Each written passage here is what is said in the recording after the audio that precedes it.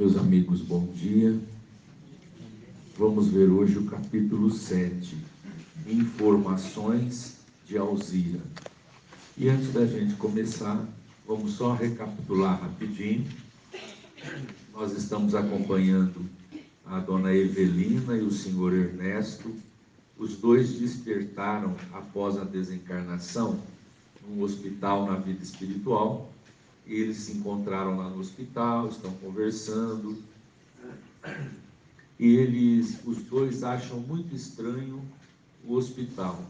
A família não vem visitar, eles não podem entrar em contato com a família, coisas assim diferentes que eles ficam assim sem saber o que está acontecendo.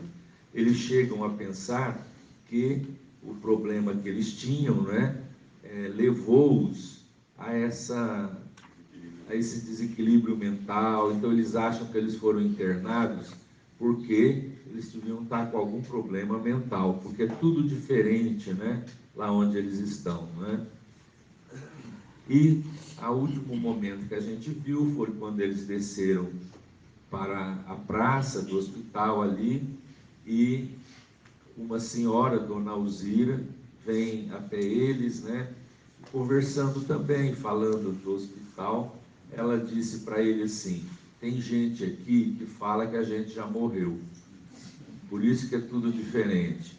Quando ele fala isso, o Ernesto começa a enxugar, suor frio, e ela chega a se sentir mal, tem que sentar. Então foi até aí que a gente parou. Então vamos lá agora.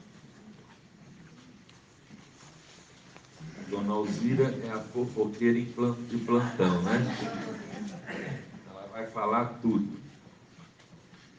Conversemos, convidou a nova amiga. Receosa ante os serviços de vigilância, manifestava a intenção de despistar. Dispunha-se a todo custo demonstrar naturalidade, temendo que alguém pudesse haver assinalado o choque da companheira. Fantine compreendeu e esmerou-se a coadjuvá-la. Pretendendo ignorar a lividez com que a senhora Serpa os ouviu, fez as apresentações com aparente serenidade. Sou Alzira Campos, identificou-se a matrona, recém-chegada ao grupo, e moro em São Paulo. Deu o endereço, reportou-se à família, caracterizou o bairro em que residia e adiantou: desde que caí em casa, trouxeram-me desacordada para este hospital, e pelas contas que faço, há quase 2 meses espero alta. Estabeleceu-se o diálogo entre ela e Ernesto, enquanto Evelina se reasserenava lentamente. A senhora já se sente restabelecida? Completamente. Já travou relações com alguma autoridade que lhe possa orientar com indicações precisas quanto ao futuro? Sim. A irmã Letícia, que me assistiu do início nos banhos medicinais, avisou-me anteontem que não está longe o dia em que me será possível decidir relativamente a permanecer aqui ou não. Que terá ela desejado dizer com esse permanecer aqui ou não? Realmente, sabendo-se quanto anseio voltar a casa, muito me encabulei ao receber-lhe esse apontamento. Então, esse descrever aí da dona Alzira, vamos recapitular aí quem é a dona Alzira e a situação que ela se encontra, como ela descreve ali para o Ernesto e a Evelina. Ela se mostrou receosa ante o serviço de vigilância. Por quê, gente? Porque se a Evelina se mostrasse num estado de medo, de desespero, começasse a passar mal, os enfermeiros iriam retirá-la dali. E aí, eles não saberiam quando ela voltaria a sair lá para o ambiente externo do hospital, Porque porque aí esses contatos fariam mal a ela. Então ela está falando, cuidado, vamos ficar bem, né, tentando ali amenizar com receio do serviço de vigilância. Ela diz que residia em São Paulo, deu o endereço, descreveu o bairro em que residia. Então, é uma conversa, né, normal quando a gente encontra alguém desconhecido e começa a falar, né?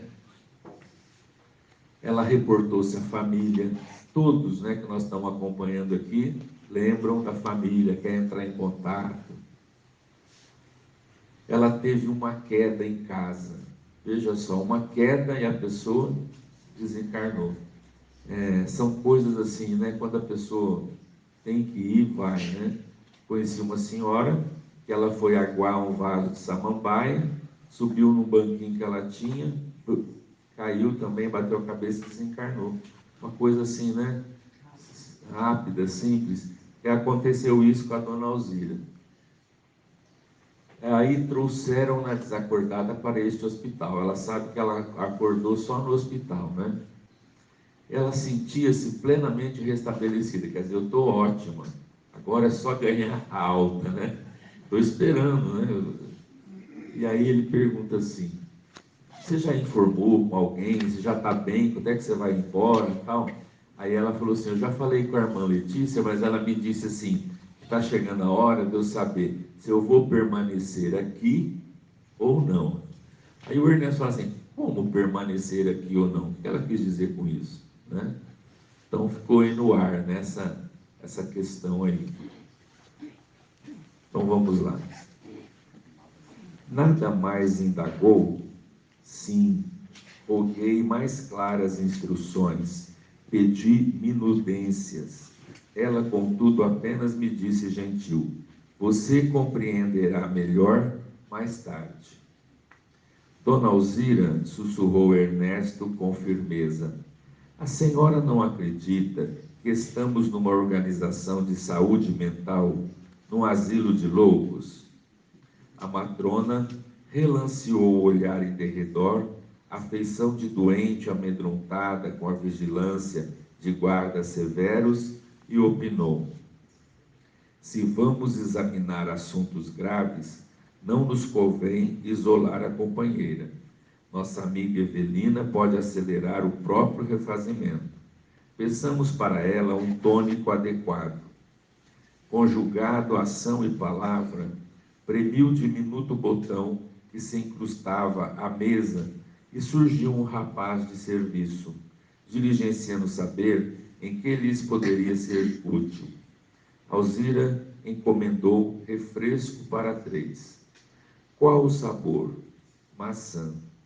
Num átimo, o portador trazia 3 taças com róseo líquido aromatizado de safirina bandeja. Este, a meu ver, é o melhor refrigerante que encontrei aqui, até agora, porque tem pretensões a sedativo, avisou a dama quando se viram de novo a sós. Evelina sorveu um gole avidamente, com a impressão de haver bebido um néctar mais vaporoso que líquido. O inesperado reconstituinte revigorava-lhe as forças, ao mesmo tempo em que lhe reacomodava os pensamentos. Estou melhor, notificou de súbito, graças a Deus. Então, a dona Alzira disse assim: olha, se nós vamos falar dessas coisas importantes, é bom a gente acalmar a Evelina, né, para ela não sentir, né? Então, ela apertou um botão, veio um moço e ela pediu refrigerante para 3. E pergunta o sabor que quer, gente. Então, tem vários sabores, né? E ela escolheu maçã, né? Um refrigerante de maçã. É interessante a gente observar aí que esse suco lá de maçã tem pretensões a sedativo. Então era um suco que revigorava, também tranquilizava, né, a pessoa. Agora a gente pode fazer muitas perguntas nessa coisa simples aí. Suco de maçã. Então quer dizer que existe maçãs. Se existe maçã, elas estão plantadas, as macieiras, em algum local. E para fazer esse suco para todo mundo, tem que haver um local onde se produz esse suco, né? Uma produção em larga escala, uma pequena fábrica, né? Então a gente vai pensando tudo isso. E realmente é assim. Lá em Nosso Lar, e ela vai citar aqui também, nós vimos o André Luiz andando pela cidade Nosso Lar, que é enorme, né? E ele viu lá fábricas, plantações, né? Campos de cultura, ele fala, né? Oficina, transporte, tudo isso. Por quê? Porque a vida, depois desta vida, próximo à Terra, que é para onde nós todos vamos, as colônias próximas à Terra, a vida é muito, muito, muito parecida com aqui, só com alguns nuances superiores. Então, por exemplo, o André Luiz descreve flores. Existem flores lá, mas elas têm características de maior beleza, né? Então a vida é muito, muito parecida. É lógico que tudo isso é numa dimensão diferente da nossa. É diferente, não é? Tanto é que essas colônias existem aí em cima e ninguém vê, porque elas estão vibrando numa dimensão diferente da nossa aqui na vida física. Então, ela descreve que ela tomou o suco, que o suco mais parecia vaporoso do que líquido. Então, você vê que são constituições diferentes da que nós temos aqui. Mas a vida é praticamente igual. Nós vimos lá o hospital, ela estava no 3º andar, saiu lá para o campo, para o jardim, tinha mesa, banco, pediu o suco, vem nas taças, né? Então, existe toda, né, uma aparência, uma continuidade dessa vida. Por quê? Porque se assim não fosse, nós iríamos entrar numa loucura, num desequilíbrio. Porque imagina você sair dessa vida e aí de repente você é espírito, não tem nada. Você não tem como se fixar dia, noite, hora, as coisas à sua volta. A gente ficaria pinel, né? Então, a vida espiritual, ela vai quanto mais você vai tendo condições espirituais, mais você vai desencarnando, indo para esferas mais altas. Então, a desencarnação nossa aqui em massa vai para esses lugares, para essas colônias próximas a que nós vivemos, aonde nós vivemos, não é? O Divaldo Franco, quando esteve aqui, à noite ele pediu para vir aqui na Mangueira, para se refazer um pouquinho, respirar, e a gente veio com ele à noite, e ele falou assim, que entre as duas mangueiras ergue-se uma escada, e ele via subir e descer espíritos, e ele falou que o centro aqui, o Maria de Nazaré, tem uma extensão no mundo espiritual, que ajudava muito o bairro aqui, com os desencarnados. Então você vê que existem essas colônias próximos a nós. Então é muito comum que a gente vá para esses lugares. Agora, tem espírito mais elevado, né? Como eu, que desencarno e vou para cima, vou lá para dimensões, né? Superiores, né? Aquelas dimensões superiores, que já não tem vida parecida com a vida na Terra. Né? E tem quem vai para o umbral, né? Espera aí. Mas Só subir a escadinha. Estar na matéria faz a gente achar esse mundo irreal, mas perecível é o nosso mundo. Porque nós somos espíritos. O toca é perecível. Tudo é transitório aqui, né? O real é lá. E o idioma? Português. Porque as colônias são de regiões. Então, por exemplo, uma colônia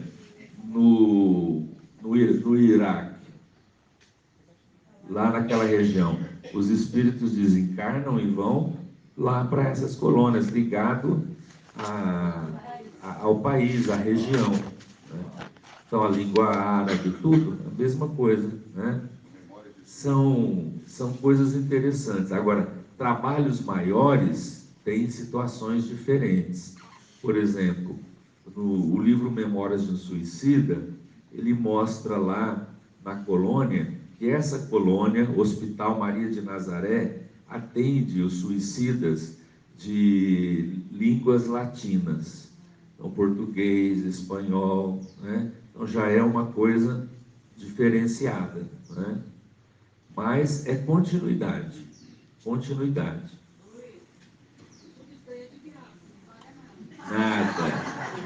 Nada, Chico. Aliás, você paga o seu estado espiritual, né? Você tem que estar à altura disso, senão vai para um brau. Por isso que se o médico não apresentar a conta, fica esperto que Fica você já não esperto. está mais aqui. Já morreu. Ah lá, Chico, não cobra nada. Você vai lá no hospital, não cobrou, desconfia. Desconfia, Chico. Então vamos lá. Hã? Não ouvi, não? Também não. De graça. Alzira sorriu e confirmou a disposição de palestrar, dando aos amigos todos os esclarecimentos que se lhe fizessem possíveis. Fantine segredou: voltando ao assunto, não considera a senhora que nos achamos sob assistência especializada do ponto de vista da mente? A princípio, aclarou Alzíria, também pensei assim. Notem que nos sentimos aqui de pensamento mais leve e a cabeça sempre mais clara por dentro. As ideias fluem com tanta ligeireza e espontaneidade que parecem tomar corpo junto de nós. Concordo em que nos encontramos num tipo de vida espiritual diferente, muito diferente daquela em que vivíamos, até a nossa vinda para cá. Apesar disso, porém, não creio estejamos nós no manicômio. Certamente já sabem que estamos rodeados por vida citadina, muito intensa. Residências, escolas, instituições, templos, indústrias, veículos, entretenimentos públicos. Que, disseram Evelina e Ernesto a um só tempo, é como lhes digo, isto aqui é uma cidade relativamente grande, nada menos de 100.000 habitantes, e ao que dizem, com administração das melhores. A senhora já conseguiu alguma experiência lá fora? Já se afastou alguma vez destes muros? Interrogou Ernesto, a desfazer-se em curiosidade. Sim, na semana finda obtive permissão para visitar uma família que não conhecia, acompanhando 2 amigas. Até agora, essa foi a única vez em que me ausentei do hospital. E posso afirmar que a excursão foi realmente deliciosa, conquanto o pasmo de que me vi tomada ao fim do passeio. Então, veja, eles continuam no assunto, né? Veja que ela também fala que também ela no começo achou que estava no hospital psiquiátrico. Mas aí ela foi vendo as coisas e foi vendo que não era. E ela descreve assim, vocês não sabem, mas nós estamos cercados por uma cidade, uma vida intensa, né? Aí ela descreve para eles o que tem, olha lá. Estamos cercados por vida citadina, quer dizer, de uma cidade muito intensa. Residências, escolas, instituições, templos, indústria, veículos, entretenimentos públicos. Então, ela diz que tem tudo isso. Então, a gente volta lá no André Luiz, no livro Nosso Lar, quando ele descreve Nosso Lar, né? Esse aqui é um desenho, né? Retratando a colônia Nosso Lar. Então veja, ela diz que tem veículos. Tem veículos. Lembra em Nosso Lar o Aeróbus? Né? Tem indústria. Por exemplo, o Nosso Lar, ele fala da indústria têxtil, da preparação das roupas, nas indústrias que preparam sucos, refeições. Os templos, tem templos, você vai na oração, né? Em grandes instituições, tem escolas, tem residências, entretenimento público. Lembra quando André Luiz e Ulísias foram a um espetáculo e Ulísias pagou para o André porque ele não tinha vale bônus hora, então o Ulísias pagou para ele, né? Eles foram ver um espetáculo. Então tem tudo. Então imagina assim, ó, por exemplo, tudo isso daqui, né? Aqui é a governadoria, é o centro da colônia, é onde o governador e os assessores deles ficam. E aí tem vários templos, Instituto de Reencarnação. Então imagina que esse hospital esteja situado aqui. Ela diz assim, vocês não sabem, mas existe uma cidade enorme aqui à nossa volta, né? Então ela não tinha noção de tudo isso daí. 100 mil habitantes, né? 100 mil habitantes. Uma Votuporanga. Igual Votuporanga, né? Cidade grande, né?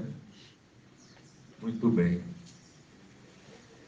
E então ela disse que fez essa excursão rapidinha, a semana que terminou agora, ela disse, né? E aí a curiosidade, ela disse assim, eu fiquei maravilhada nessa viagem, né? Mas fiquei boca aberta quando terminou a viagem. Vamos ver por quê. Que viu e a quem viu, olha o Ernesto, né? Quem que você viu, quem que viu, o que você viu lá que te deixou assim pasmada, né? Não se aflijam, vocês conhecerão tudo a seu tempo. A cidade é linda, uma espécie de vale de edifícios, como que talhados em jade, cristal e lápis lazuli. Lazuli. Arquitetura original, praças encantadoras, recamadas de jardins. Creiam vocês que caminhei fascinada de rua em rua. O irmão Nicodemos, pois assim se chama, o irmão Nicomedes, pois assim se chama o dono da casa, acolheu-nos com muita gentileza. Apresentou-me a filha Corina, uma bela jovem em que para logo simpatizei. Íntima de uma das amigas que eu seguia e com a qual entraria em combinação sobre assuntos de serviço, salientou a alegria festiva do lar, falando-nos de esperados júbilos domésticos. Mostrou-nos os lustres novos e as telas e os vasos soberbos. Tudo seguia num crescendo de doces surpresas para mim, quando surgiu a bomba. Então ela estava maravilhada com tudo, né? Aí de repente veio uma bomba para ela, né? Então olha só, achávamos no terraço, admirando um canteiro de jasmim suspensos, quando ouvimos o sonho de amor de Liz, tocado ao piano. Corina informou-nos de que o pai dedilhava o instrumento com grande mestria. Enterneci-me de tal modo que manifestei o desejo de ouvi-lo mais de perto. A nossa anfitriã conduziu-nos de imediato à sala de música e foi um deslumbramento.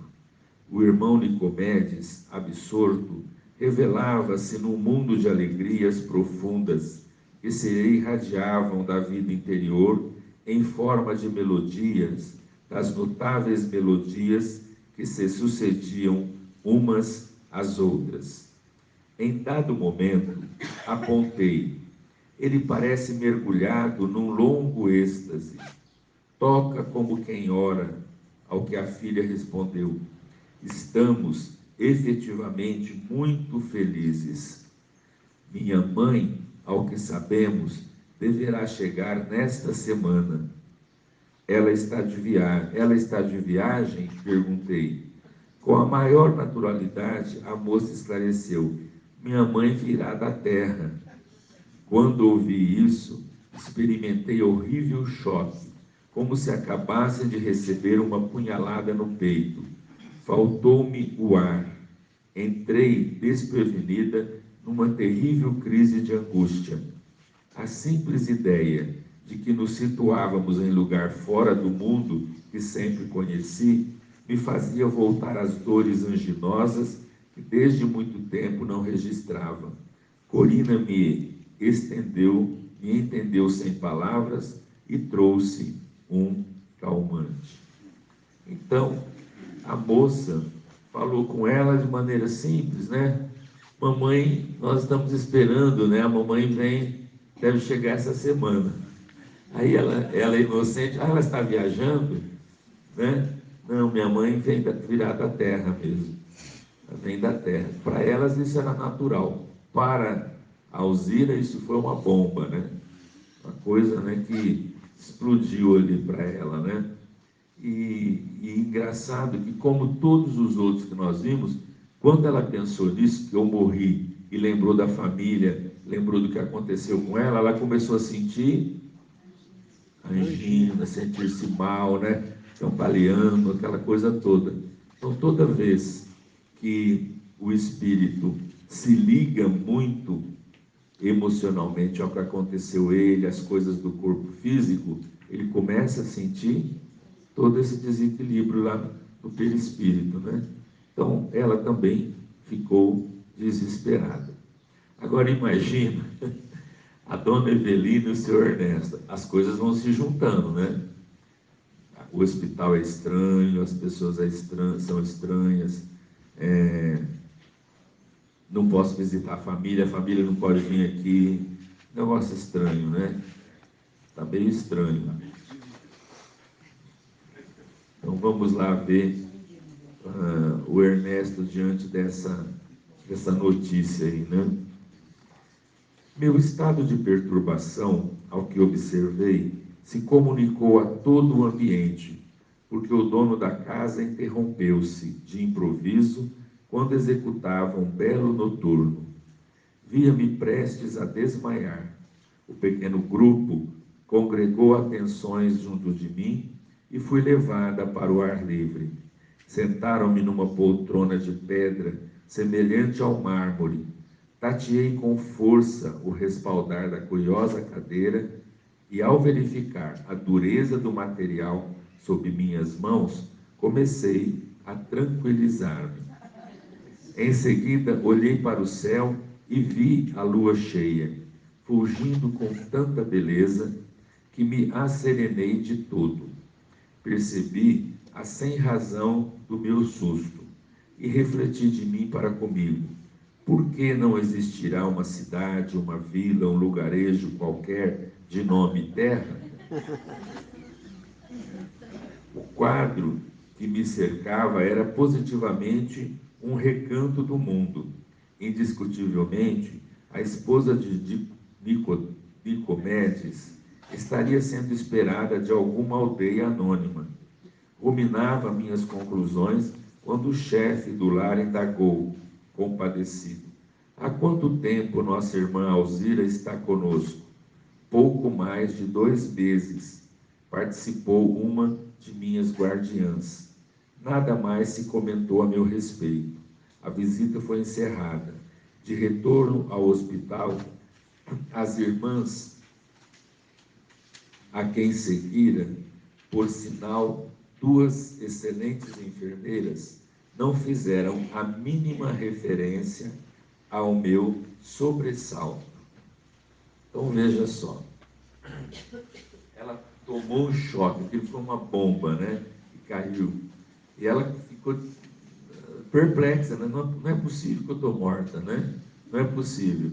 Aí olha que coisa interessante.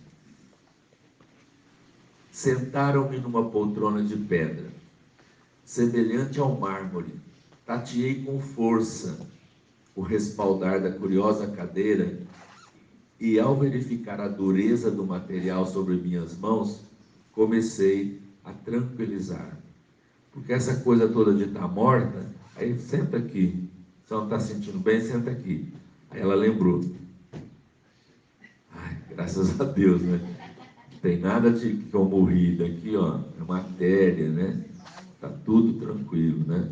Olhou para cima, viu a lua, morri, estou na terra, vendo a lua. Que bobagem foi isso que eu senti de repente, achar que nós estamos mortos, né? Por certo, deve existir algum lugarejo, algum lugar que eu não conheço, que chama terra, né? Então a mamãe vem da terra essa semana, ela vem vindo, ela está viajando, vai vir da terra, mas que é um lugar que chama terra. Você vê como que ela mesma vai.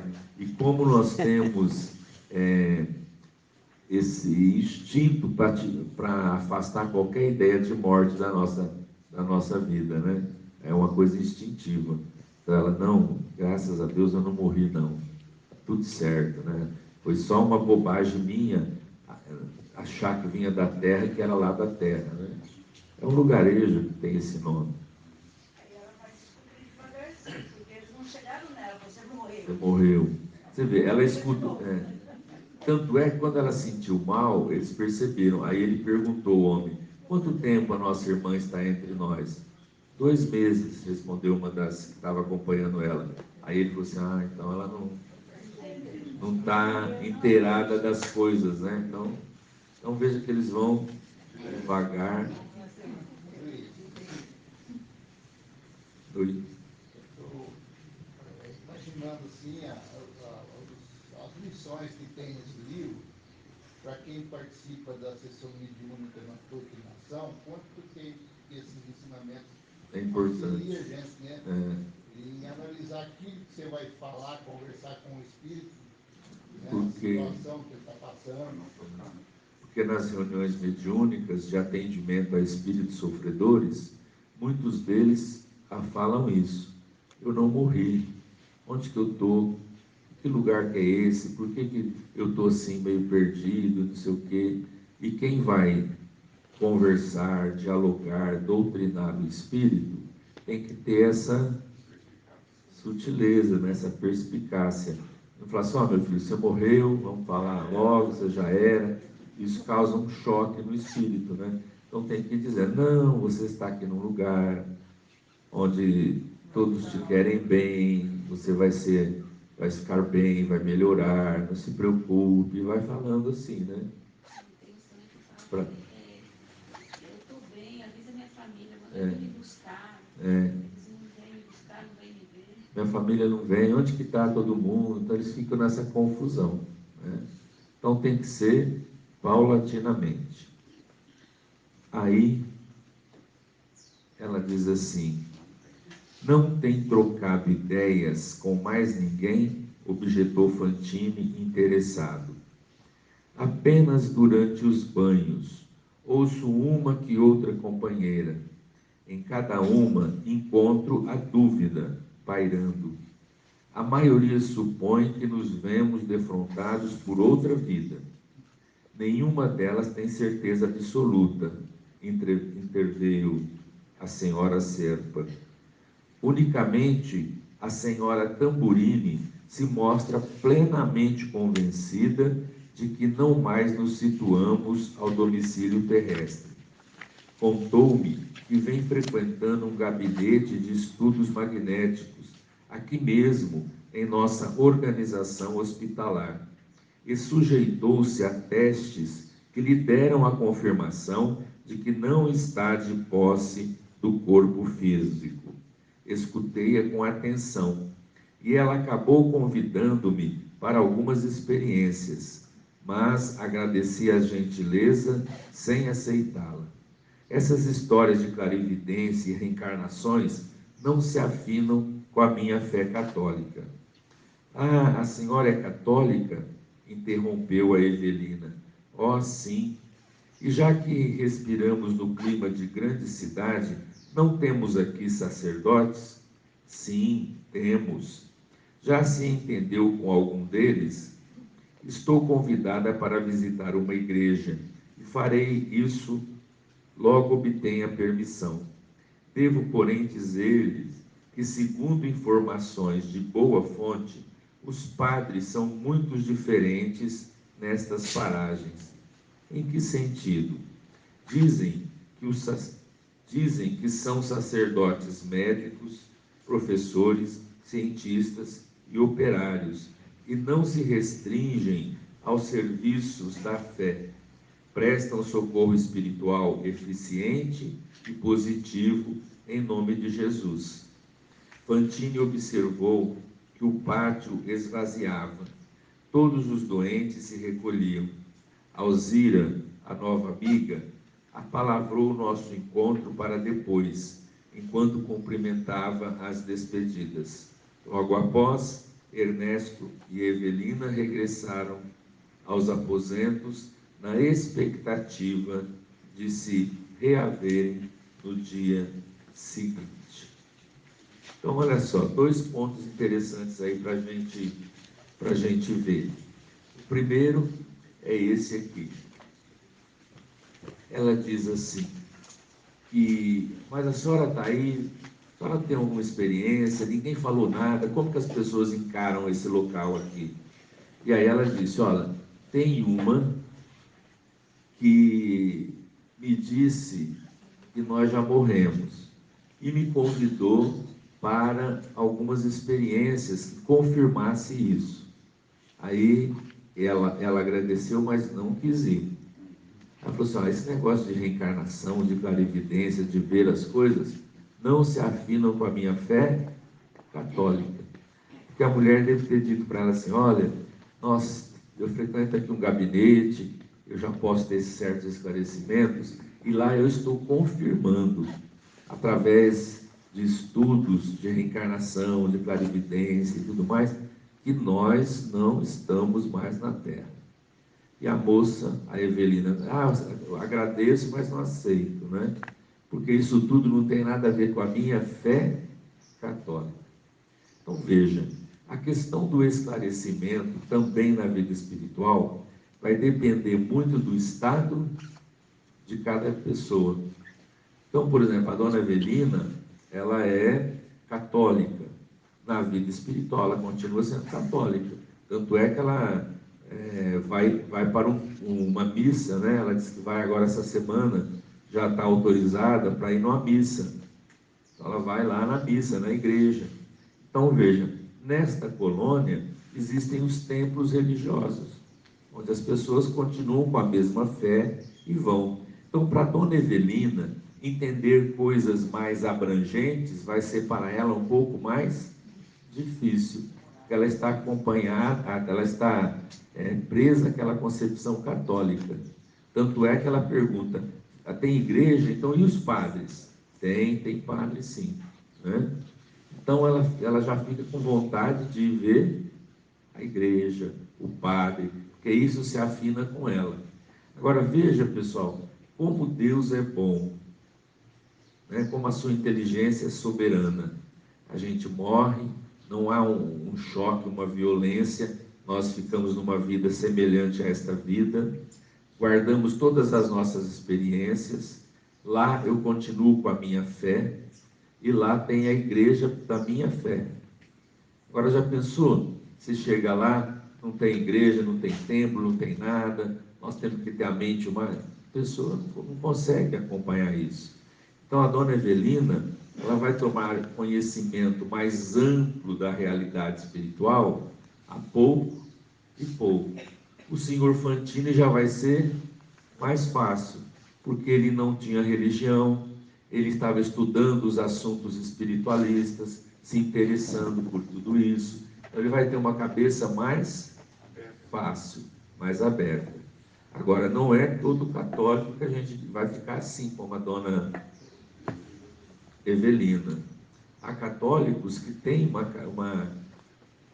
tem aquela função ali, aquele entendimento católico, mas consegue ter uma abrangência das coisas muito mais, né? Muito maior. E as coisas vão acontecendo tão devagarinho assim que quando ela tiver a certeza que ela já desencarnou, já não vai causar... Já não vai causar tanto estrago, né? Então, as coisas vão acontecendo assim, ó, devagar, né? E outra coisa, ela pergunta dos padres, né? E ela diz assim, ó, me dizem que os padres aqui são diferentes. Como assim? Aqui eles são sacerdotes médicos, sacerdotes professores, cientistas, operários, não se restringem aos serviços da fé, prestam socorro espiritual em nome de Jesus. Mas assim, tem padre? Tem, mas eles são diferentes aqui. Tem padre e professores, quer dizer, que além dele ministrar a missa, as questões religiosas, ele também é professor. O outro é padre, atende tudo ali, mas é cientista, pesquisador, né? Operários, né? Eles não se restringem só à missa, aquela questão da fé ali. Além disso, eles têm tarefas específicas em outros campos, né? Então, Não é profissão. ela fala, né, como é diferente a questão do padre lá. Então, tem igreja? Tem.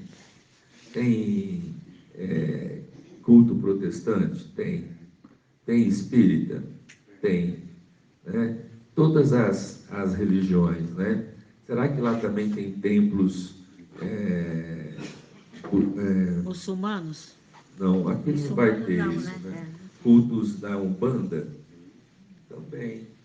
Eu me lembro de uma mensagem que o Chico Xavier recebeu da Clara Nunes, aquela cantora.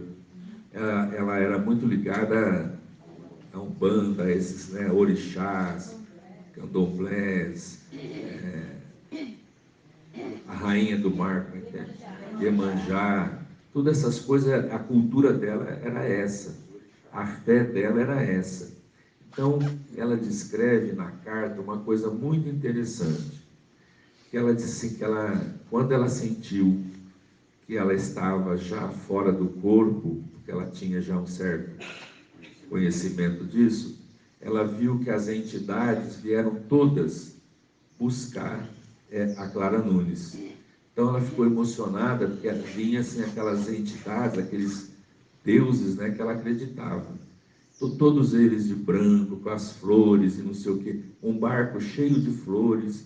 Aí as entidades receberam a Clara Nunes, colocaram nesse barco e seguiram atravessando um rio. Do lado de lá, eles pegaram a Clara Nunes e colocaram nos braços do pai e da mãe dela. Olha que coisa bonita, né?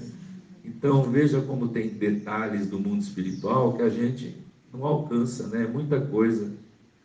Oi. Luiz, a maioria das religiões não acredita em reencarnação. Eles morrem e vai ter uma consciência que desencarnou. Devagar. Aí, para reencarnar, eles não têm essa consciência Não. de troca de mundo. Por exemplo, cada indivíduo tem uma realidade espiritual. Então, por exemplo, não são todos os espíritos, não são todos espíritas. Tem espíritos espíritas e tem espírito de todas as crenças. Então, eles vão ter aquela referência religiosa. Então, por exemplo, há alguns que tomam conhecimento, que já entende, mas não deixa a concepção religiosa dele. Ele é católico, ele tem fé naquilo, ele não deixa aquilo, mas já tem compreensão, por exemplo, de reencarnação. Há espíritos que não podem, igual aqui, ter a notícia assim, de reencarnação. Eles desequilibram. Então, há espíritos que vão reencarnar e nem sabem que vão reencarnar. É um processo em que ele vai sentindo uma coisa diferente, né? Aí de repente ele começa a sentir um peso, né? Um leve mal-estar, é onde ele é encaminhado para como se fosse um instituto, né? De reencarnação, e lá ele, não, fique tranquilo, você vai melhorar, tal, e um sono pesado vem e acorda chorando no bebezinho aqui, né? E uma nova vida começa. Então, tudo é de acordo com a conquista, né, de cada um. a situação que o espírito se encontra. Então você vê que a justiça de Deus, ela não usa violência, né? Não viola as inteligências, né? Ela vai de acordo com o entendimento de cada um. Interessante, ele fala dos banhos, né? Aqui o Ernesto já foi, né? Ele diz que além dos esclarecimentos e tudo, tem os banhos medicinais. Ele citou os banhos e citou também um tratamento de raios, né? Que eram colocados na cabeça dele alguns aparelhinhos que tinham um tratamento de uns raios, né? E os banhos medicinais, né? A água tem um papel preponderante nessas situações no mundo espiritual. Vejam que aqui na Terra já tem também isso, né? Nós temos um dia intenso, quando a gente toma um banho, a gente se refaz. A água tem uma propriedade de, né, ajudar a restabelecer, restaurar. E aí você vai vendo certas crenças, como elas têm um fundo de verdade. Então, por exemplo, em certas crenças afro, nós vamos encontrar o banho de cachoeira, né? Eles falam, tem que tomar um banho de cachoeira para descarregar. Leva embora. A água corrente, ela tem energias, propriedades que ajudam mesmo, né, a gente se refazer. Existem os banhos de imersão, né? No começo do século passado, era muito comum, por exemplo, o Eurípides Barçanufo, o pessoal da família dele, em Sacramento, eles falam que o Eurípides, depois de um dia assim, de muito atendimento, muita coisa tal, ele colocava um pouco de sal na água, colocava alguns produtos que ele conhecia, emergia ali, ficava quietinho um tempo lá para se restabelecer. Então, a água tem essa propriedade. Agora imagina a água no plano espiritual. Então ela deve ter sutilezas, né, propriedades que, né? Então, banhos medicinais. Lavam a alma mesmo. Lava tudo, né? A alma. Ah, tem. Pessoal, então a gente vai encerrar por aqui e vamos, semana que vem, ter um novo capítulo com novas informações a respeito do hospital onde eles estão. 80 e quanto? 83, já está, a passagem já está reservada, pode ficar tranquilo. Meus amigos.